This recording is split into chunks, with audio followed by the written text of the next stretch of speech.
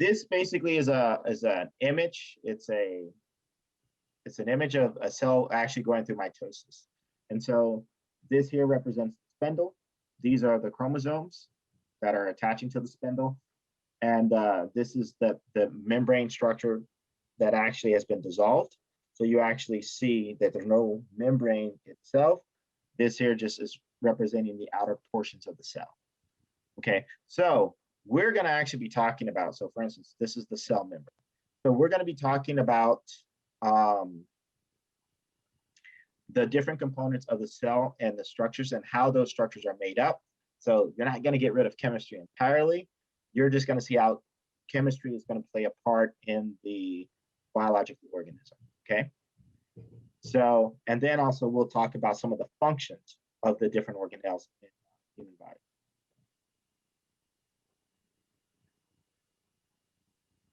Okay, so one of the major structures is the cell membrane.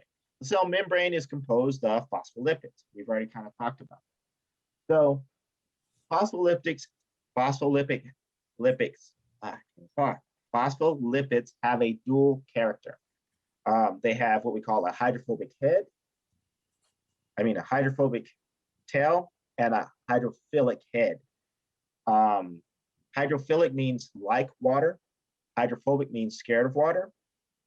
So this guy, the hydrophilic head, is going to be oriented towards water or oriented towards solutions or blood, where the hydrophobic tail is going to be avoiding the water. So it's going to be on the inner part of the membrane. Okay, so if we take a look at that, this is actually showing you the chemical structure.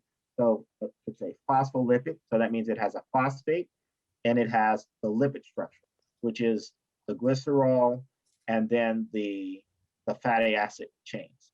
Okay, so if you guys remember about those fatty acids, if it was a saturated fatty acid, it's going to give you a straight chain.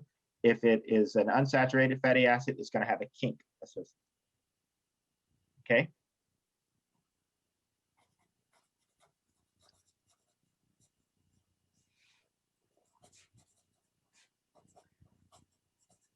Okay, so the membrane is basically made up of a phospholipid bilayer.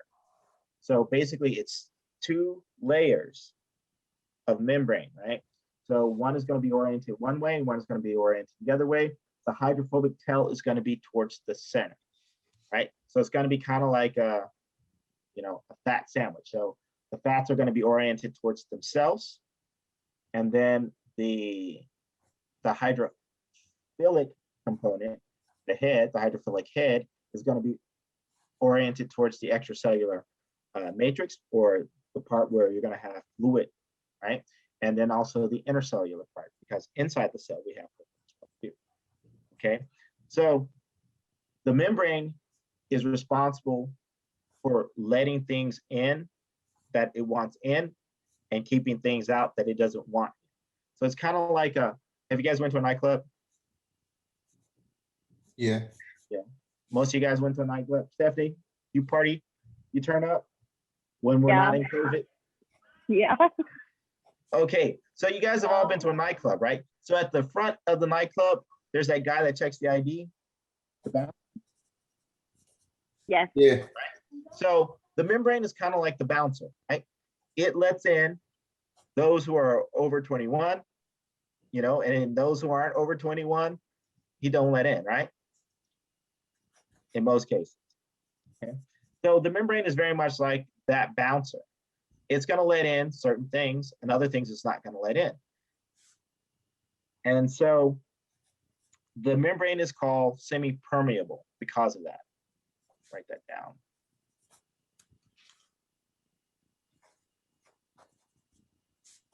Okay, hold on. Can you guys see my screen? Do you see a small screen, or do you see a big screen?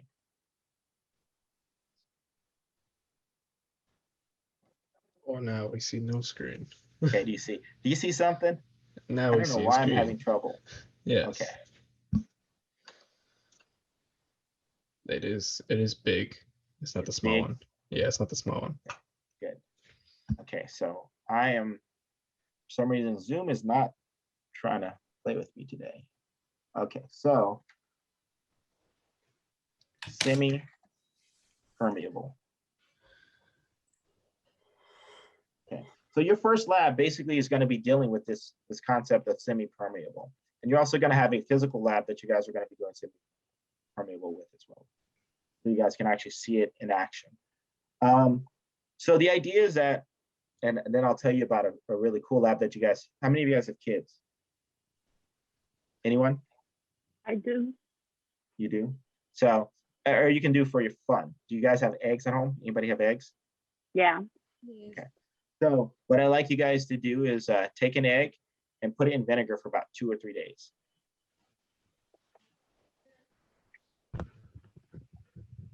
If you have vinegar at home. Okay. So your kids will love it. Okay, so semi-permeable basically means that things are able to get in. It'll let certain things in and won't let other things in. So a lot of times it's doing this based upon charges or based upon whether it's hydrophobic or whether it's hydrophilic. So if you think about it, this guy here, you have the hydrophilic tail, the hydrophilic head on the outside. And then on the inside, in the middle, you have this hydrophobic tail. So that hydrophobic tail is not going to let anything through that is charged or that is polar, right? It's not going to let those things through. So those things, there are certain things that have to get through, like water needs to go through. And there's ions that have to get through. And so we have to have special cases to allow those things that can go through.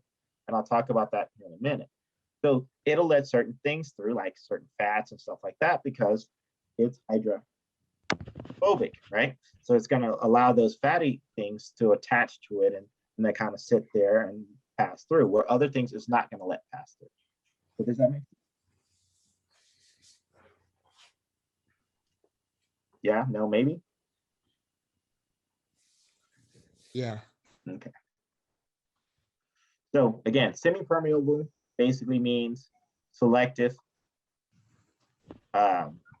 transport through it. Okay. And that only happens in the what you said right now, the memory. Cell membrane. Yeah. No. So it happens in the cell membrane, and it also happens in any membrane structure, right? So all of our, or most of our organelles, so like the nucleus, the Golgi apparatus, and we'll talk about those. So all of those guys have membrane structures. So they're also semi-permeable. So they're going to be able to let certain things through and let other things not through. Okay. Okay. Okay. So the cell membrane is very semi-permeable. And one of the things, oops.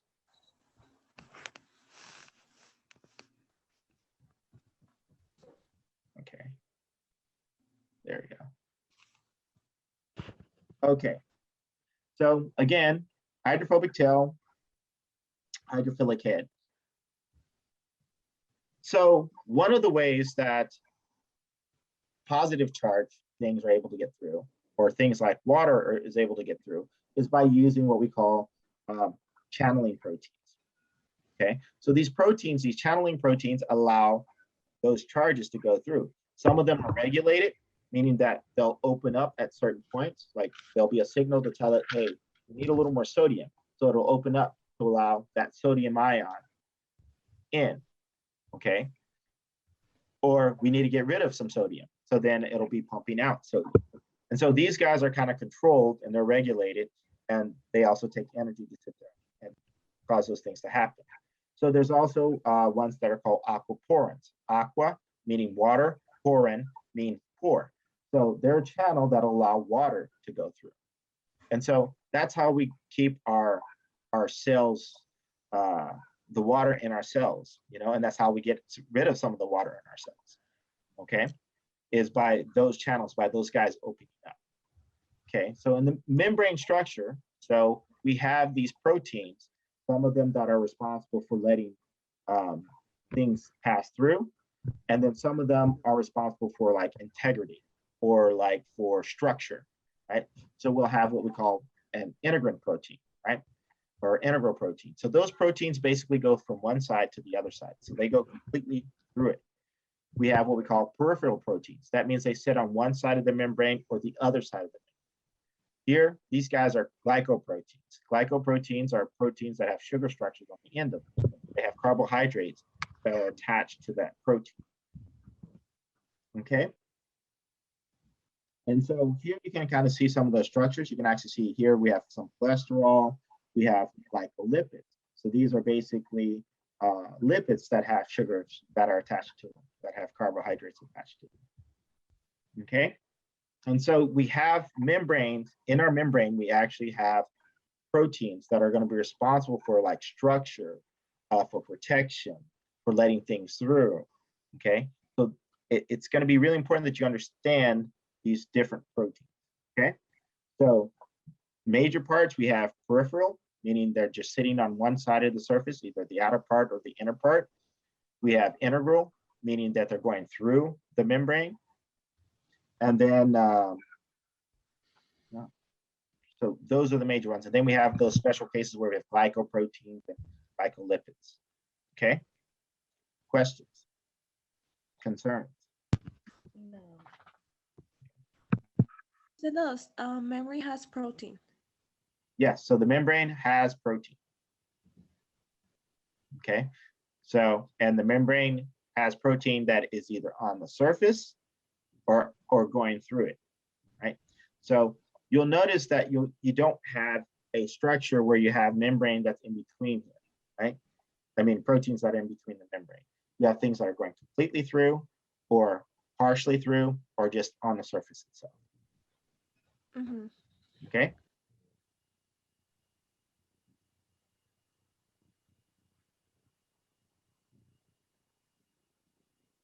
So it's always going to have protein.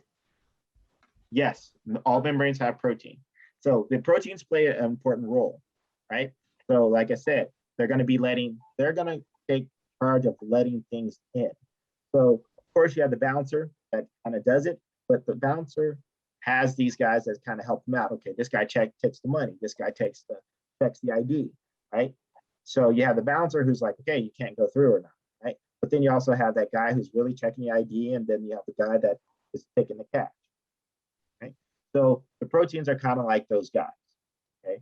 And they're necessary for the membrane to allow certain things to go through, and also for the membrane to be dynamic, to change. So like the integral proteins, a lot of times are used for signaling.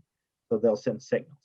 Sometimes an integral protein will have a receptor on the end. So it tells the stuff on the inside, hey, you need to do something, right? So it'll recognize a signal from the outside, and then it'll be internalized, and then it sends this whole chain of signaling, a signaling pattern, which we'll talk about here in a little bit,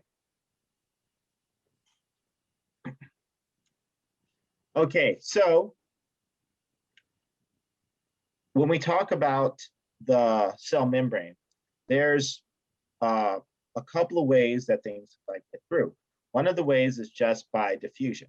So if you have a high concentration of one thing and a low concentration on the other side, things can actually diffuse through. Diffusion is just basically going from a high concentration and moving to a low concentration. How many of you guys have broken wind in a room? Anybody farted in a room? Never. Never. Yeah, I never fart, you know. So, but when you fart in a room, right? Initially, that fart is all around you, right? So the first who smells it goes. Remember that rule, right? So, but as it diffuses, it starts to occupy that full room because it has the space to occupy the full room.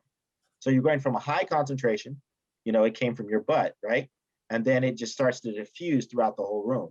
So the smell it doesn't get worse, it actually gets a little bit less as it diffuses in the room because you're spreading it out. So it's able to go across the entire room. So you're going from a high concentration to a low concentration. So it's that movement from a concentrated form to kind of diffuse. Make sense? Yes. Okay, so the plasma membrane allows certain small non-polar molecules to actually diffuse through it. So it has to be non-polar because it has to go through this non-polar tail structure, right? So in your extracellular fluid, you have some of these small molecules. They'll be little small fat molecules or stuff like that. Those guys are able to sit there and diffuse from the outside of the cell to the inside of the cell. And it lets them through. It's like, hey, that's my buddy, that's my bro, tiny bro, but he's able to get through, you know? But if the molecule's too big bulky guy, he's not going to be able to get through, okay? Because the membrane is going to keep it out because of size. So it's able to sit there and keep those large, huge particles, like let's say a virus or something like that, that's also made of lipid structures. Those guys can't pass through readily. They won't diffuse through. They have to use another system to try to get, okay? So the easiest way to get through is by diffusion, because diffusion doesn't require any energy. So this does not require energy, diffusion. Do viruses require diffusion? No, viruses can't diffuse because your membrane will keep the virus out, because the virus is made up of a lipid structure. And so meaning that it's surrounded by lipids, by fats, and it's too big for it to diffuse through. Viruses typically use like a receptor, or they'll use a protein to sit there and they'll latch onto it. And so when that protein gets recycled, or that protein sends a signal and it gets internalized, and we'll talk about this in a minute, then it gets put into the cell that way. So most viruses have to use a way of attaching to the cell to get internalized.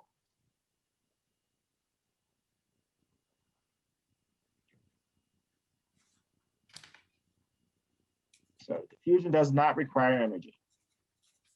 Okay. So I should say simple diffusion.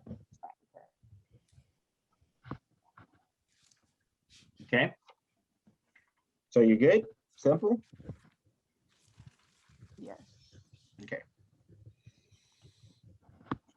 Okay. So the last thing I want to say on diffusion is that it's based upon a concentration gradient. Basically meaning that if it's high concentration and there's a low concentration on the other side, it's going to be able to diffuse through, right? So it's going to try to get to a point of equilibrium. Okay, you guys know what equilibrium means? Yes. It wants to be balanced, okay? Okay, so then we have what we call facilitated diffusion. Facilitated diffusion is basically the use of a protein or some structure to allow it to go through. So in the case of an ion channel, right? So if these guys are charged, they're not going to be able to diffuse through the membrane. They're going to have to use this channel to actually go through. Okay. So it's called facilitated because it's using something to allow it to go through. It's not just allowing, the membrane doesn't do it. It's that protein that's going to be discriminating against it. And often channels are discriminated based upon charge, or they're discriminated against based upon size. And so there's a limit to what they'll actually let through as well too. Okay, and then what we have what we call sometimes carrier proteins. Carrier proteins are proteins that actually will bind to the substrate and then allow them to go through. Okay, so both of those guys are examples of facilitated. So facilitated, it can be based upon diffusion, right? Or going from a high concentration to a low concentration. That's the most common way. But in terms of its control, it has to rely on that channel being open or that channel being constantly open. So, does that make sense? And so facilitated diffusion, it can require energy, but it doesn't always need to require it to make it happen. Okay, so what's going to require energy is either that channel being open or being closed.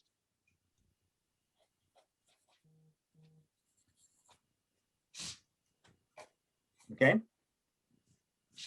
so we talked about semi-permeable. So a semi-permeable membrane basically will let certain things through and not other things. So this is an example of that. So here you have two things. You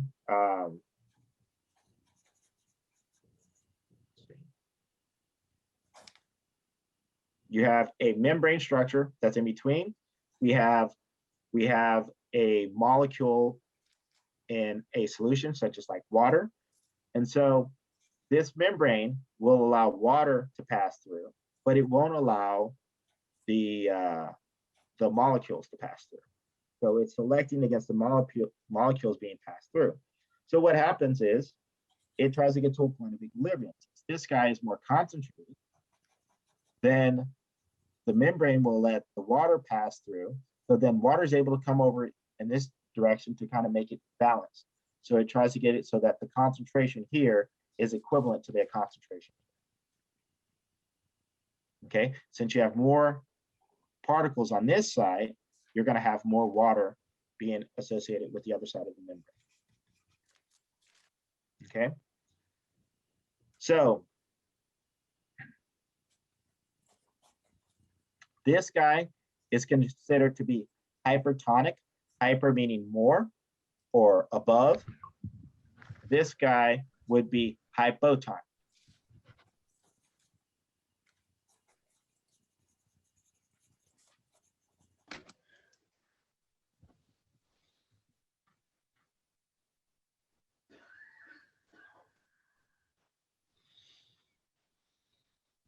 Do you have these slides somewhere on Canvas? I'm gonna actually start posting them under modules. I haven't started putting them up yet, but I'm gonna get to that this week. I promise you.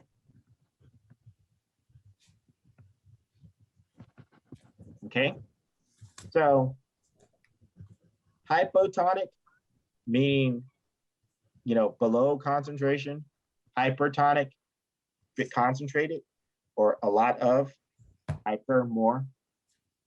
And then we have what we call isotonic, which basically means the same. So you're saying that in this case, this guy is hypertonic, this guy is hypotonic. This guy is more concentrated than this guy. So then fluid is gonna move from this part to the other part to make it isotonic. This guy is considered to be isotonic. So the same concentration groups. Sorry. There we go. Okay. So are you guys with me so far? So if we're talking about your cell, what happens when you guys eat a whole bunch of salt? Is anybody I love sunflower seeds. And then speaking of such, sunflower seeds, right? Have you ate a whole bag of, a big old bag of sunflower seeds in a day or something like that? Yes. Something that's really salty. Chips. Anybody did that? Have done that Yes. before? I have. Right. What happens when you do that? What happens to your mouth? It gets dry and it starts cutting. It gets dry and starts cutting. So on the cellular level, what we're doing is that it's a lot of salt. We have a lot of salt on the outside of those cells. So then the cells, in response, they try to sit there and make it so it's equal, right? So it'll start putting water on the outside of the cells, right? And so your cells themselves are starting to shrink because you're removing water from the inside of the cells to the outside of the cells. So why does it have the adverse effect when you increase salt in your diet? I mean, you have the tendency to bloat more, right? So that would be like a hydrophilic response, right? Yeah, so it depends on okay. So it causes bloating because the water is being pushed outside of the cells. So the cells themselves are being dehydrated, but you're putting all of that water on the outside. So your body starts to kind of bloat in areas. So it's on the outside of the cell, then that extracellular fluid, instead of being on the inside of the cell. Okay, so you're not getting rid of the water, right? The water is still being maintained in the body, but it's not being maintained in the right place. Does that make sense? Yeah. Okay.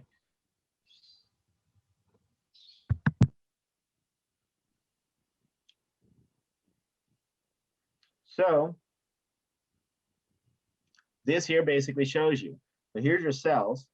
So in the case of hypertonic, right, meaning that the concentration on the outside is greater of whatever, of salt or sugar or whatever, than the concentration on the inside of the cell. So then the water is going to be pushed out of the cell to try to compensate. Okay, so all the water is going to the outside. So in the case of a high salt diet, this is what you're doing to your cell, and your areas are getting bloated because all of the water that's supposed to be inside of the cell is on the outside. So your cells are actually shriveling up, and your water is all on the outside. Isotonic is when you have equal amounts on both sides, inside and the outside. That's the way it's supposed to be for it. That's the way it should be normally, is that we should be balanced. So you should have equal concentrations of water. But if you have too much water on the outside, then water is going to be flowing in to try to balance out the inside.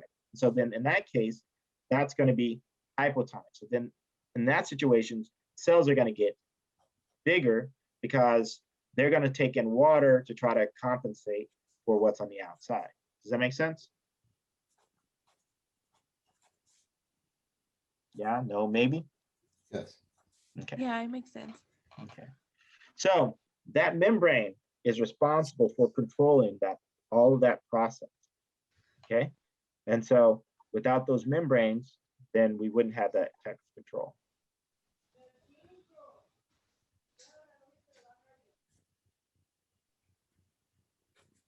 Okay. So some of the membrane structures require energy, right?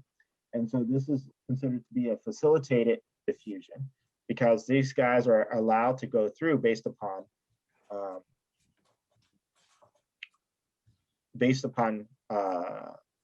charge and also based upon energy. Okay, so or it can also be a so what we call a passive diffusion, meaning that it just is able simple way. So when it's just able to go through the membrane from a high concentration to a low concentration, then it's considered to be passive. Okay, a passive diffusion.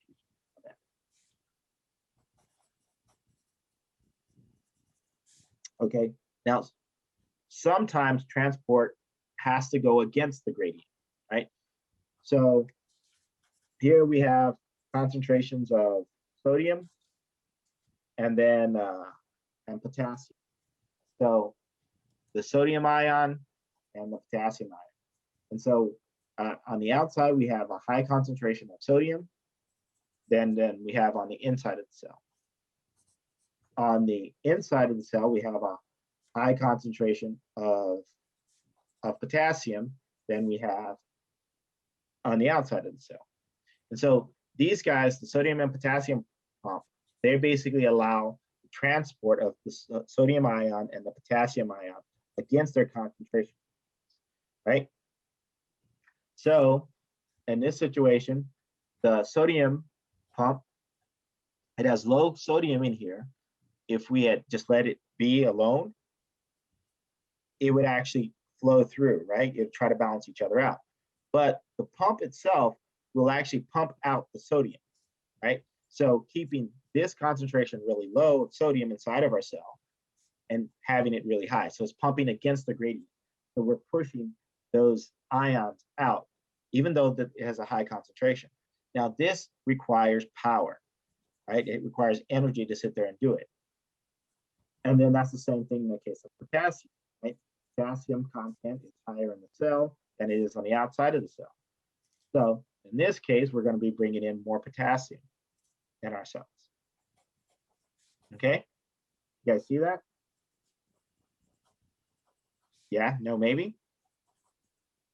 Yes. Okay.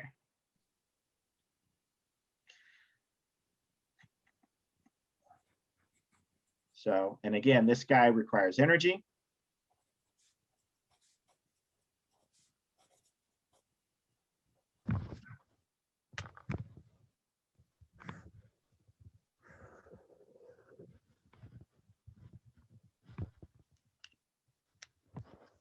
Okay.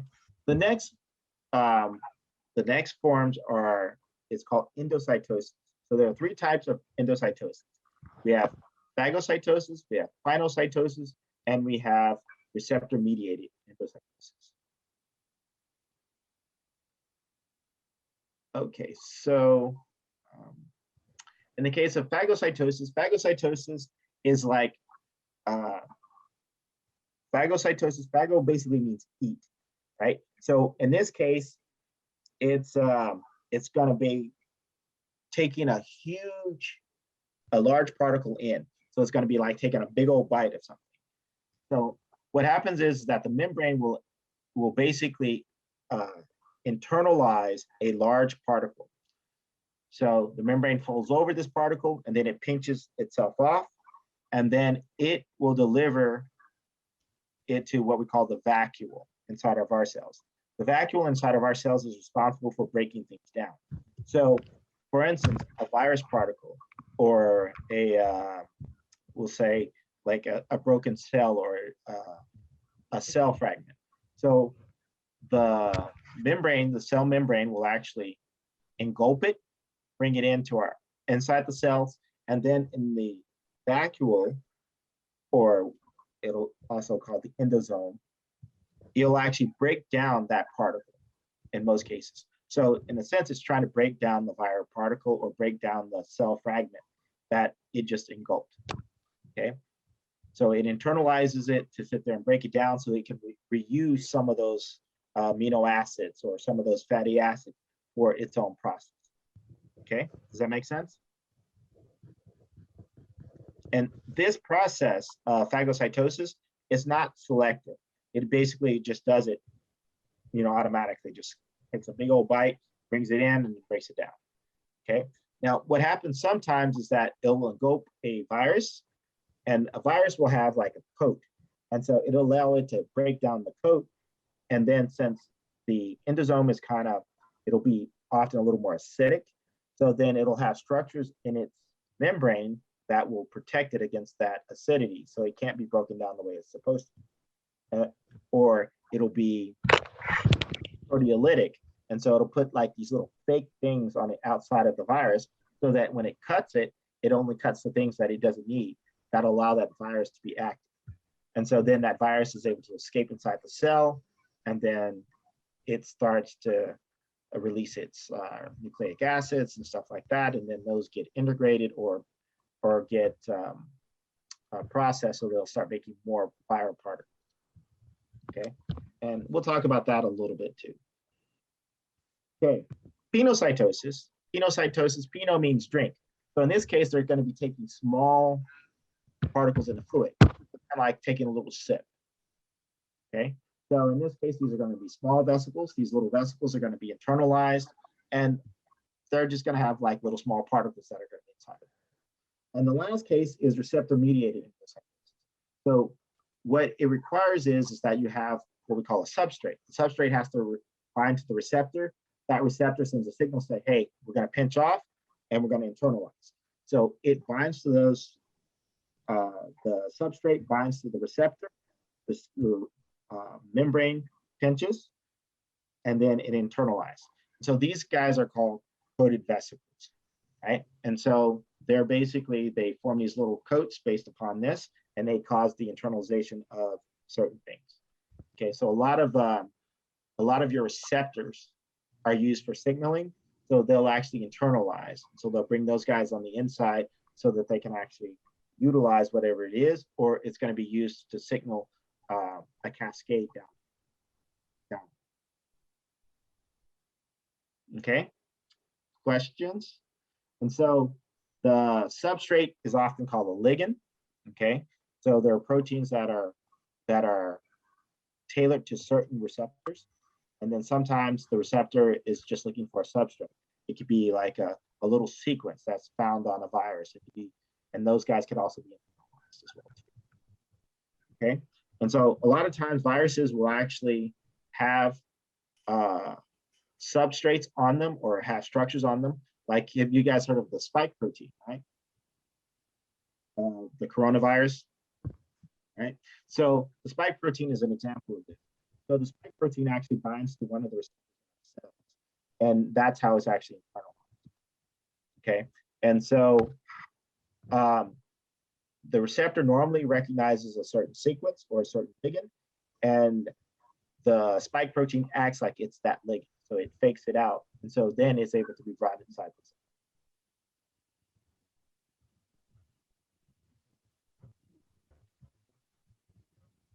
cell. Okay. So we have endocytosis, endo meaning bringing things inside of the cell. There's 3 forms: phagocytosis, pinocytosis, and receptor-mediated endocytosis. And then we have what we call exocytosis. So if endo is bringing stuff inside the cell, what do you think exo is? Pushing stuff out. Yeah, pushing stuff out. So exocytosis is actually vesicles that are moving from inside the cell that is pushing stuff on the outside of the cell. So a lot of times we're sending signals to other cells. We'll send them through this pathway. Or we want to protect our cells and we want to put proteases. Proteases are enzymes that cut up proteins. And so their job is to cut proteins so that they can't hurt us. And so we'll put those on the outside in the extracellular matrix or extracellular fluid. Okay.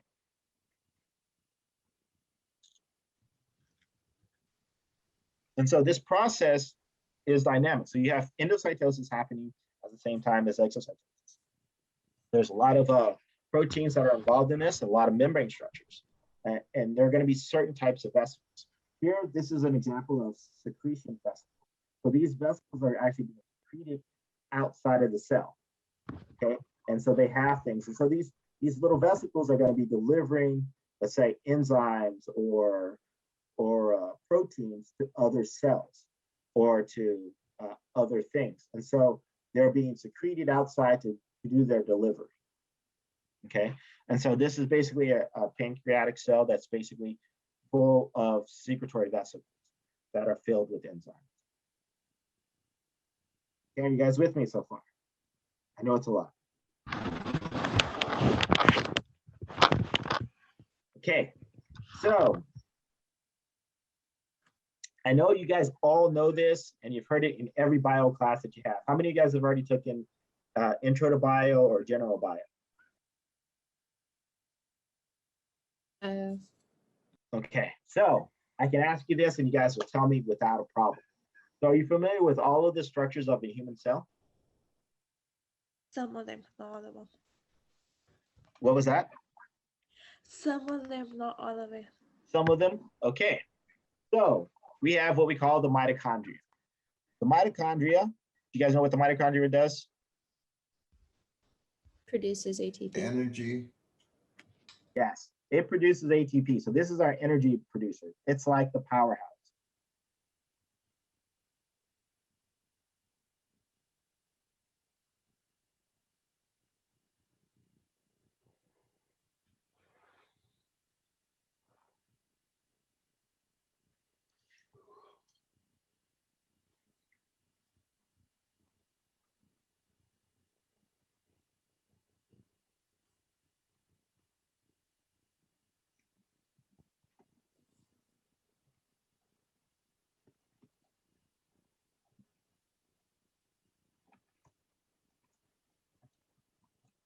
Okay, so it's responsible for high ATP production. So your cell basically can produce ATP without it, but you would get 2 ATPs for every piece of sugar that you eat, compared to with the mitochondria, you get 32. So 2 versus 32 it makes a huge difference, right? So it's a lot more efficient to sit there from a single piece of sugar, single molecule of sugar, you can get either 2 ATP or you can get 32 ATP. Which one would you want to get if you want to have a lot of energy? 32. 32. So the thing about the mitochondria is thought to be at one point a bacterium or a symbiote that kind of got engulfed in our cells. And so because our cells technically are capable of producing energy, but at a very, very low rate, a low efficiency, compared to with the mitochondria, which is able to produce it at a very high rate. And so they think that over time, that bacteria, it started losing some of its characteristics because the mitochondria has its own DNA. It basically has a whole nucleic acid system inside of it, but it's missing parts, and those parts have been integrated in our DNA. And so they think over time what happens is that our cell kind of like hijacked parts of that DNA, so to keep that mitochondria complete. So that's the belief. So they believe it evolved over time. So our cell evolved to kind of keep that symbiote with us. Okay, we have the plasma membrane. What is the plasma membrane for? To protect the cell. Okay, so it's for cell protection. Anything else? Transfer of substances. Exocytosis, endocytosis. Okay, cellular protection and transport.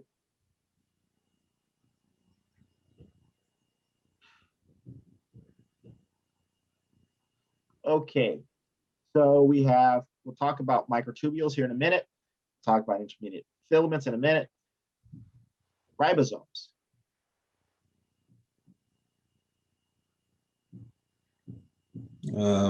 mRNA transport. mRNA transport. A little bit, but there's more to it than they do. Packaging, all that stuff. And they don't do packaging. Something very, very important. We wouldn't be able to do anything without them.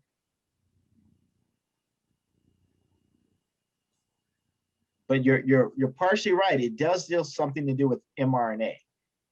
mRNA stands for messenger RNA, for those who don't remember. Messenger RNA, it's a message of what? What do we use messenger RNA for?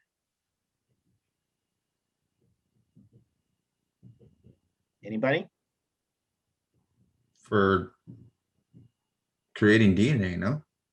No, we don't Blood? use it for creating DNA. What was that? This is Related to blood? No, it's not related to blood. Nope. Do the ribosomes do the HR. protein synthesis? That's right. So ribosomes are responsible for protein synthesis. So they take that messenger RNA. That messenger RNA acts as like a blueprint for the protein that needs to be built. And they build the protein. So ribosomes, protein synthesis.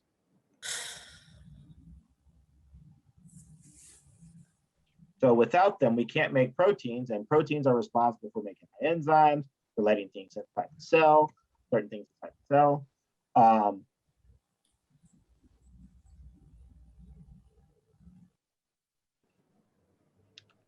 Okay, so we have the rough ER, or rough endoplasmic reticulum. So the rough endoplasmic reticulum, it's considered to be rough because it has ribosomes on the cell surface. So proteins that are destined for the endocytic or the exocytosis pathway or other organelles, they actually are produced in the endoplasmic reticulum, okay, or the rough ER. So membrane-bound proteins or membrane-associated proteins are often will be produced in the endoplasmic reticulum. So they have function in the protein synthesis.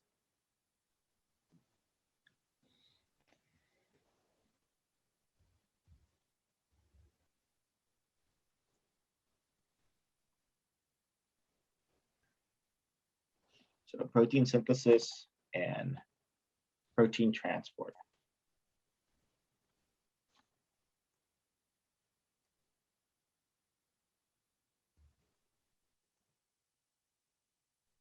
So we should say probably, we'll say membrane associated proteins.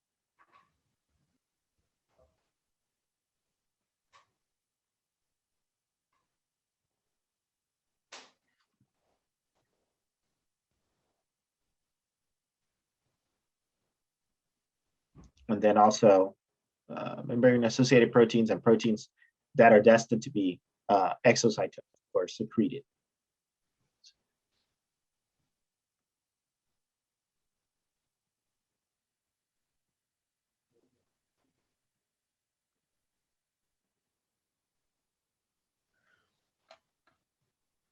Okay, so that's what the endoplasmic reticulum is for. So the nucleus.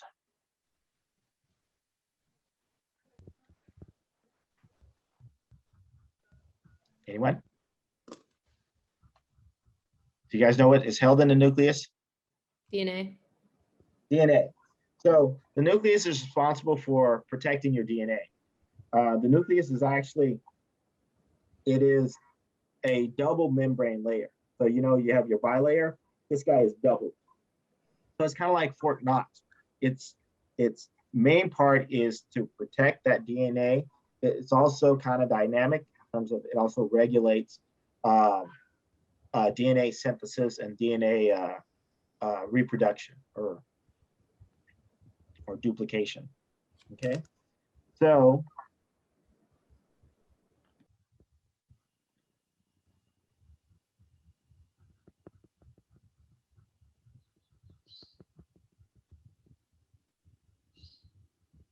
okay, it's also where your RNA is going to be made at as well too, right?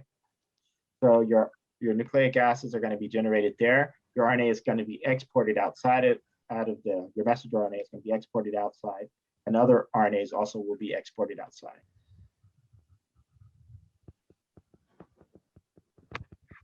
Okay, the nucleolus. So the nucleolus is where your ribosomal RNA is synthesized.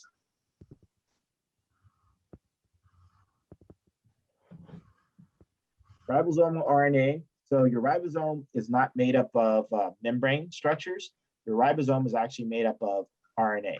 So we call it rRNA, standing for ribosomal RNA.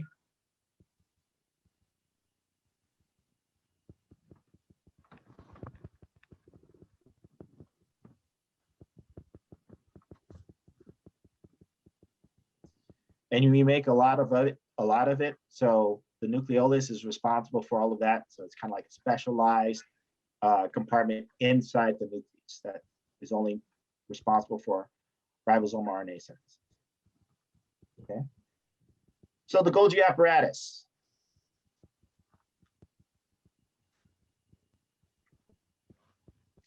That one does the packaging, doesn't it? That's right. Well, it does. It's kind of like the distribution center. So it does some of the packaging, but it also does delivery to certain ones. It says, okay, this is where this one is going to go here, this one go here, this is going to go here. Or a lot of times I like to look at it as like a hub, like an airplane hub. So different planes will fly out different places. So it's responsible for packaging, as you were saying, packaging and distribution.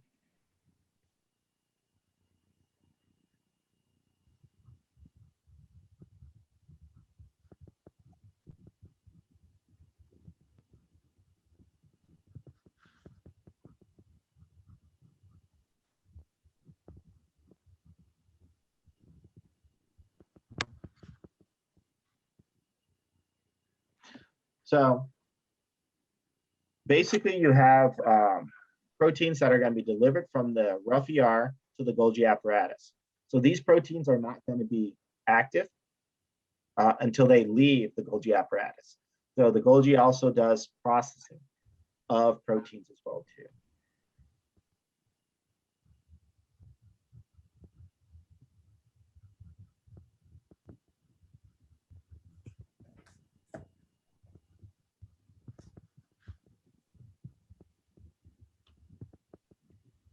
And then they tell them where they need to go. So like they'll send stuff to the membrane, the plasma membrane, they'll send stuff to the vacuole, they'll send stuff to the peroxisome.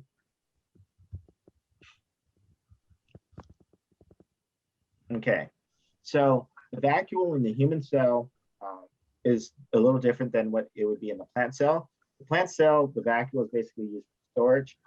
In the human cell, we use the vacuole, we'll use that term vacuole. And there's another thing that's called the endosome. And now we call it an endosome as well. So the endosome or the vacuole is responsible for breaking things down.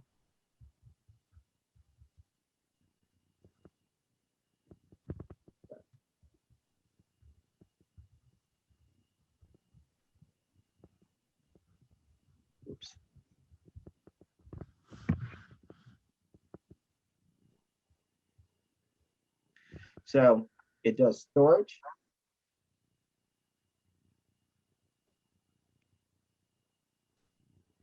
And breaking things down.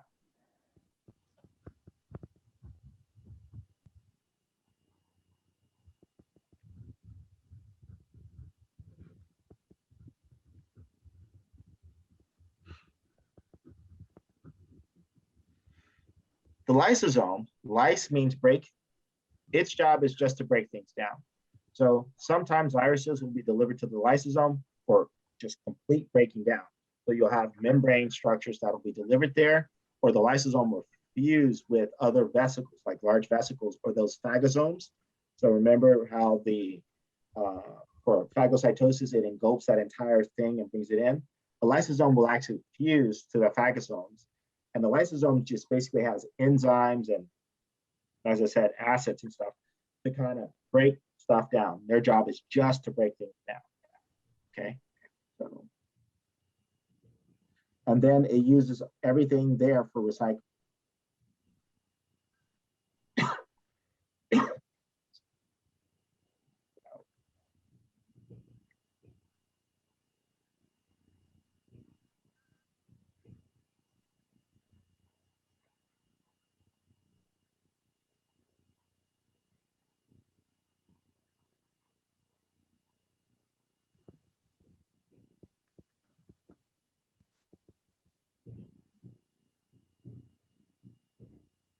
Okay.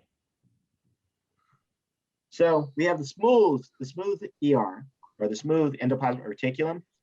This guy is, so there's certain things that our body, we can recycle things and we can also make things, right? So our body is able to make certain things. So like amino acids, certain amino acids we can make, certain lipid structures we can make. So the smooth ER is basically responsible for de novo synthesis. So making things that our body needs. So making it fresh. So the lysosome is responsible for that recycling because it breaks things down so that we can reuse it. And the ER, the smooth ER, is responsible for making it brand new. Okay, so for say de novo biosynthesis.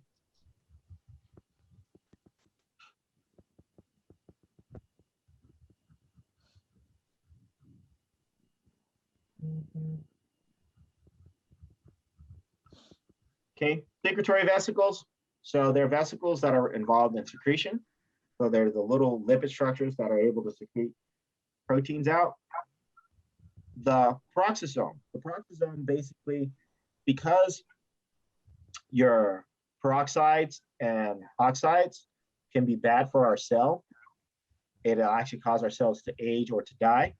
So the peroxisome is responsible for kind of getting rid of that peroxide, changing it to water, essentially, water and gas. So.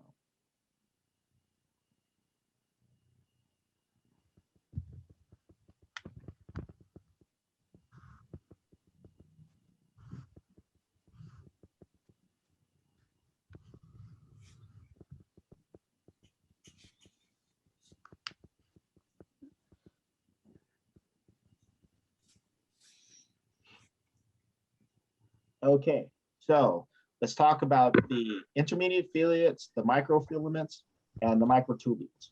So the microtubules, the intermediate filaments, and they're for structure. So they're responsible for keeping the cell structure that it has, and they're also responsible for kind of connecting and causing the cell to kind of move, right? So like for instance, during phagocytosis, you see how it engulfs, like a cell will engulf another large thing.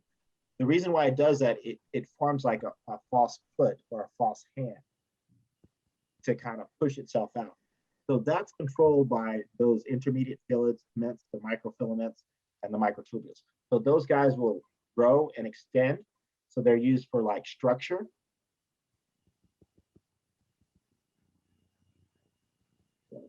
Structure of the cell, and then also movement.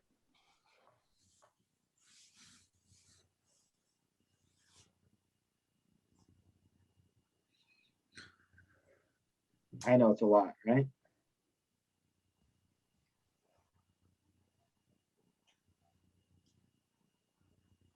Okay, so all of those guys are going to be responsible for structure and movement. The microtubules are also responsible for movement of vesicles in and out of the. Okay, the centrosome is where the centromere is going to be made initially. So it's responsible for that formation of the spindle and all of that. So it lets us know where we're going to start those. Okay.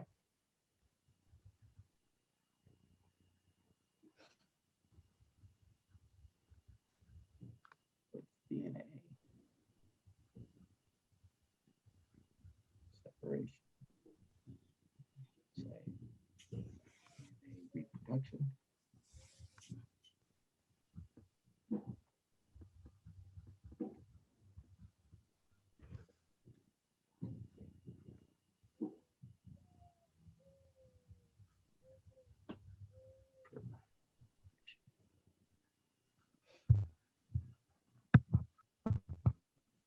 Okay, questions? I think we got everything, right? Oh, the cytoplasm. Cytoplasm is it's like this gel-like substance that's in the middle, mostly water. And so that's where all your proteins and stuff are going to be in. So they just kind of like allow the movement of your proteins and stuff. And Golgi vesicles are just vesicles that are pinched off the Golgi apparatus that are being delivered to other places. Okay. Anything else? Let's see. Okay. Now, if any of these guys screw up, right? Let's say the smooth ER, it isn't functioning, right? It stops functioning completely. There is a mutation. It kicks off. So then that's going to cause the whole cell to kind of screw up, right? So these guys are kind of essential. The Golgi is essential. Your vacuole, your lysosomes, all of these components are essential for the survival of the cell, or efficient survival of the cell. Okay. Some of them do have duplicated processes or duplicated functions. But for the most part, if one of them goes bad, that cell is gone. Okay. Questions, concerns? Cash. Okay, cool. Okay, so the ER, we've already talked about the ER. So there's things about the ER that you want to know. So it's kind of like these little sac structures that exist. And then, as I said, on the surface, you have your ribosomes. So that's what makes your ER rough.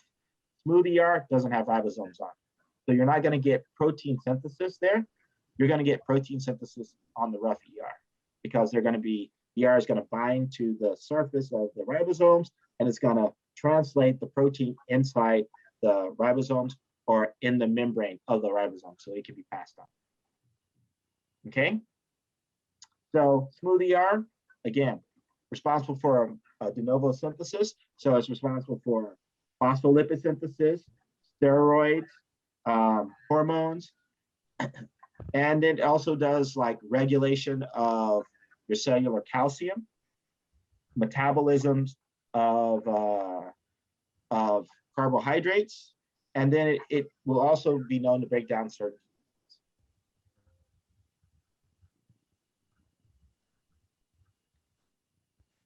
So we have the Golgi apparatus. So the Golgi apparatus is, it's going to be proteins that are leaving the rough ER are going to be delivered to the Golgi apparatus. And at the Golgi apparatus, it'll actually activate some of these proteins at the end of it when it leaves it, so that when it gets to its next destination, it'll actually be active and do its job. So at the Golgi, it's responsible for organizing, modifying, packaging, and then tagging them for where they need to be delivered. And then once they're tagged for where they need to be delivered to, they're put into vesicles. And those vesicles are either going to be sent to the plasma membrane, or they're going to be sent to the lysosome, or they're going to be sent to one of the other organelles. And sometimes they'll be sent back to the rough ER. And so you'll have vesicles that'll be coming from the rough ER to the Golgi apparatus and back to the rough ER from the Golgi apparatus. Okay. So the proteins actually go through the cisterna. So they go through each of the phases of the Golgi itself. And then as they go through the phases, they go through that processing event, okay? Let's see. This here is the mitochondria. This is the structure of the mitochondria. And as we said, mitochondria is like the powerhouse. It is responsible for producing all of the energy for the cells, or the abundant amount of energy for the cells. So if you actually look at it, it has two membrane structures. It has what we call the outer membrane and inner membrane. And then in the inner membrane space, that's where a lot of the ATP synthesis actually. Okay, questions, concerns? Cash? What are those dots now? Those black dots. I actually don't know what those black dots are. So I'm assuming they're going to be the same little structures that they have here, but I don't know what they're representing. So I'll have to get back to you on that.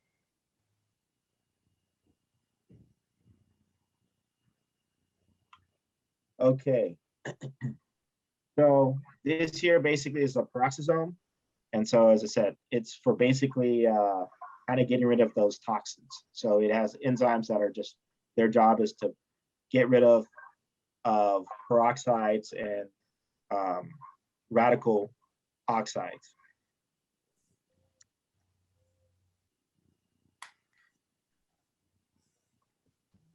Okay, so the cytoskeleton, which is those microtubules, the microfilaments, the intermediate filaments. So they basically keep the shape of the cell. They kind of serve as ways of the cells moving, and they're also responsible for helping DNA split up. And so this is basically microtubules, so which is made up of tubulin. So these are your intermediate, your microfilaments. These are your actin-based filaments, and then these guys are like your fibrous structures. So these are also like your intermediate filaments. Okay. So tubulin is microtubules. Actin would be your microfilaments, and then your intermediate filaments are just these keratins.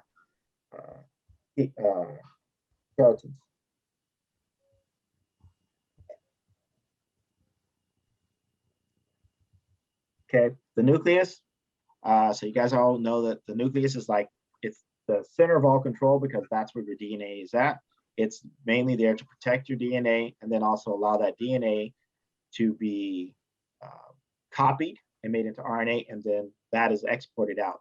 And so these pores here, these are called nuclear pores. So that's where your RNA is going to actually be released from. Okay, so they're transported through those nuclear pores. Okay, so this is an example of a multinucleated cell, or a muscle cell. So we just basically have these here represent a lot of little nuclei that are here. So what happens is that certain cells, particularly like your muscle cells, they will actually, instead of dividing completely, they won't actually go through a complete division. They'll actually just duplicate the DNA and then reform that nucleus around it. And so you'll have one cell that have like a couple of nuclei through it. Okay. So it makes a copy? So yeah, so it'll make a copy of the DNA. So it would go through like normal cell division. So normally what happens is, so let's say this is one cell. And this here is going to be my nuclei in that cell. So normally what it does, it makes a copy of this cell. make a copy of this side. It makes a copy of its nucleus, and then it'll actually divide into 2 cells. Okay, I'm skipping a whole lot of steps. We'll actually talk about it here in a minute, or a little bit later. So it'll divide into 2 different cells. So in this case, what happens is it'll actually make a copy of the nucleus,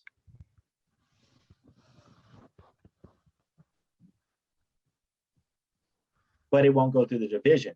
Instead, it'll stay. And then it'll make another copy of the nucleus.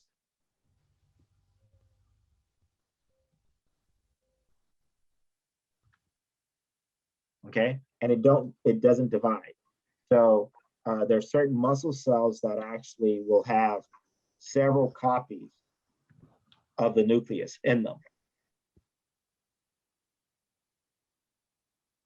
Okay. Oh, okay. So does that make sense? Yeah. Okay. And because of that, those cells get longer, and so they become these long fibrous cells that have a lot of copies of nucleus through them.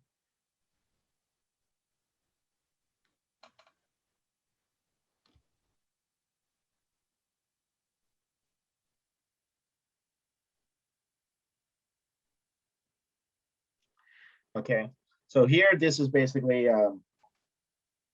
red blood cell, and it's actually getting rid of its.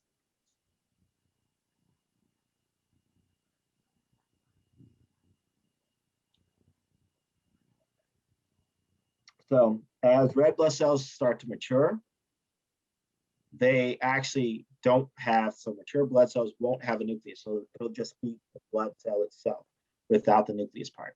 So it gets rid of the nucleus, and then so it's able to make more room for hemoglobin.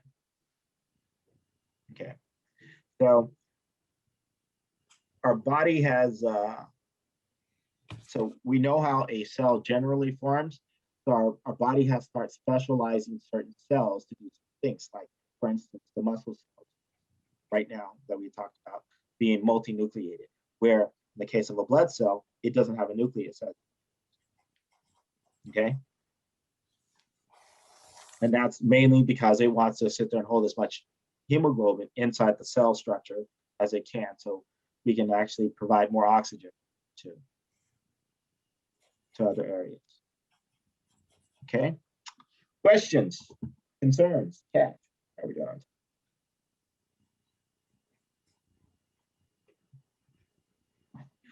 Okay, so we got 10 more minutes. So let's go ahead and talk about the DNA structure. So we've already talked about, the base pairs of DNA, right? A, C, D. We also talked about it being a double helix. Okay, so when the DNA forms a helix itself, but that helix also kind of needs to be protected and kind of regulated. So the way that it kind of protects itself is there are these proteins called histones. Histones allow the DNA to wrap around it. And then these histones will have DNA that are coiled around it, and they kind of regulate whether that DNA is open to actually allow for transcription of RNA or the production of RNA, and then, or if it's closed. And so they kind of regulate that.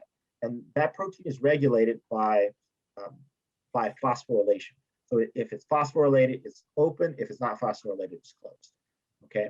And so those proteins, as I said, the DNA is wrapped around them. And so a whole bunch of those proteins together, they make up what we call the nucleus, right? So, and all that is just the histones and the DNA wrapped around it. Then these nucleosomes all together will make up your chromatin. And so chromatin is just those proteins and the nucleus, but it's all nicely coiled and packaged nicely. And then, so your chromatin exists in the the nucleus, when the nucleus is not getting ready to separate itself, or when it's not reproducing itself, it's considered to be chromatin. So when it's actively producing proteins and stuff like that, as soon as it gets ready to start duplicating itself to make its copy, it forms what we call a chromosome. Okay, so the chromosome is used for it to sit there and be separated to make copies.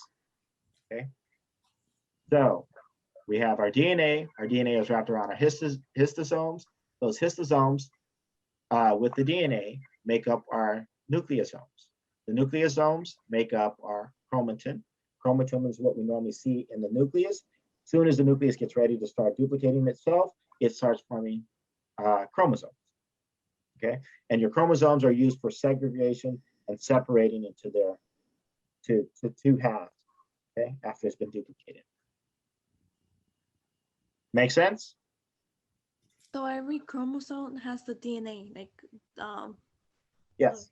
So a chromosome will have it will have all of these structures, but it's more tightly organized and it's separated. They're not connected to each other.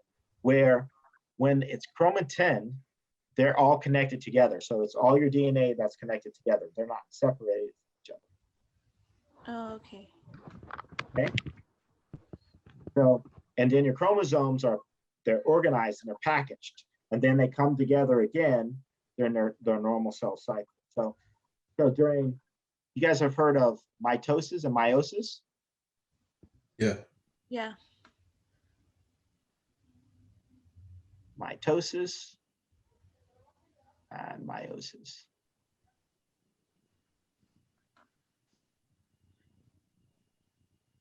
Okay, so during the actual mitosis is when you're going from one cell and you're making just two cells, right?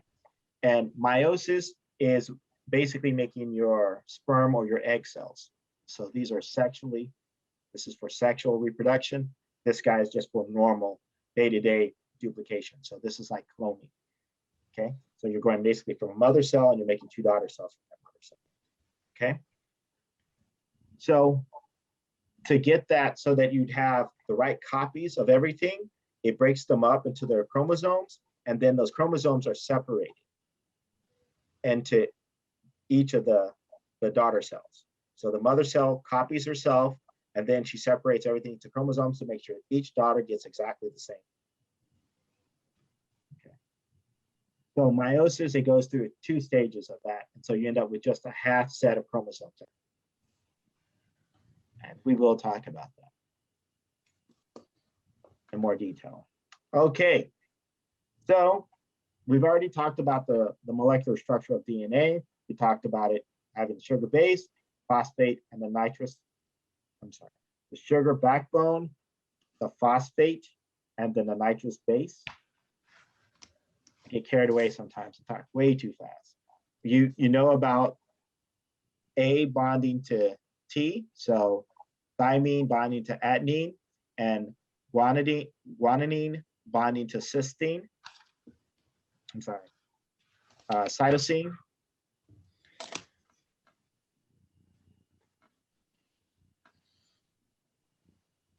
So during replication, there are DNA, there are proteins that are dedicated to DNA replication. So we have what we call the DNA polymerase. So the DNA polymerase, that term polymerase. What does poly mean? Multiple. Multiple. What does polymer mean?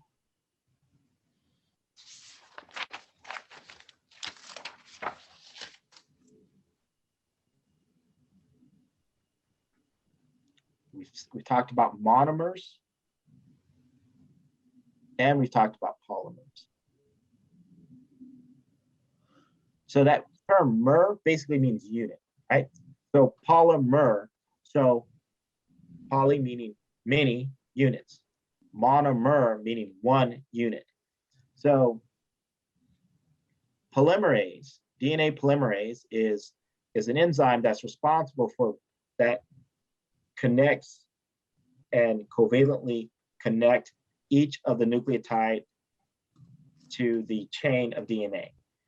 So it links each of the monomers. So each nucleotide is being linked together, kind of like a Lego, right? So this Lego is connecting to this Lego, connecting to this Lego, connecting to this Lego. So it's covalently bonded together, okay? So on this chain, we have these guys that are covalently bonded together. So the DNA polymerase is responsible for having it happen so fast, okay? So it actually allows us to sit there and copy the DNA template. This guy works as the template right here. This one here's the template. This guy is making the copy. So the DNA polymerase copies the DNA template, right? By making the opposite of it, right? So it does that. And so you have DNA that's on the what we call the leading strand and what we call the lagging strand. The lagging strand works backwards. The leading strand leads. And so it works in the way that it does. And so the DNA polymerase just sit there and it puts all of the pieces together. And then we have what we call a DNA helicase. The helicase basically unwinds the DNA so that we can actually copy the DNA. So the DNA polymerase is responsible for duplicating the DNA. The helicase is responsible for unwinding the DNA. Does that make sense? Yes. Okay. So because the DNA is kind of like, it's like a round rubber band, right? And so it actually has to be unwound so that we can actually make that copy of it.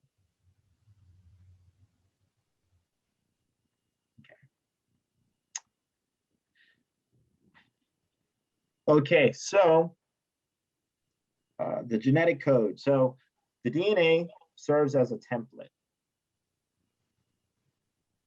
And then we'll stop here. So the DNA basically serves as a template, and this template is going to be copied and made into RNA. So this here is our template. We make an RNA structure by matching up the base pairs. And then the RNA, so DNA is transcribed into RNA. And then RNA is translated into protein, okay? So transcription is like copy, right? So basically you're copying the DNA sequence to like an RNA blueprint. Then that blueprint is then translated. Like, you know, like if you're translating a language, you're going from one language, so you're going from an RNA language to a protein language. Okay. So the process of going from DNA to RNA is called transcription. Process of going from RNA to protein is called translation. Okay. And all of that is controlled by that DNA template. If you have a mutation in a DNA template, it's going to mess up the RNA that's going to be produced. And then that can mess up the protein that's being produced. So you can end up with not having protein. Okay. And so we'll start back here and we'll get into the nitty gritty of, because it's really important that we understand that. This is kind of like the building block of everything. Okay. Are there any questions? Okay. So you guys are cool with the lab? Okay. The next lab is also going to be a simulation. And then on Wednesday, we'll have you guys play with your fish. Okay. How are your fish doing? If you guys can, I'm going to ask you to do one thing though. If you guys can actually take them out and measure them, their width, and also weigh them. So you know how much they weigh and how wide they are. So we're holding them while doing that?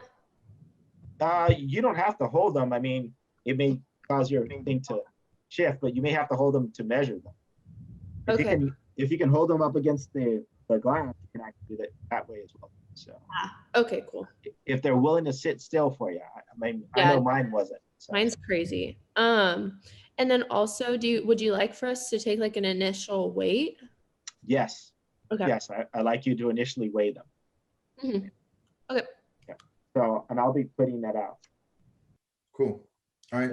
Sounds good. Thank you guys. No Appreciate it. problem.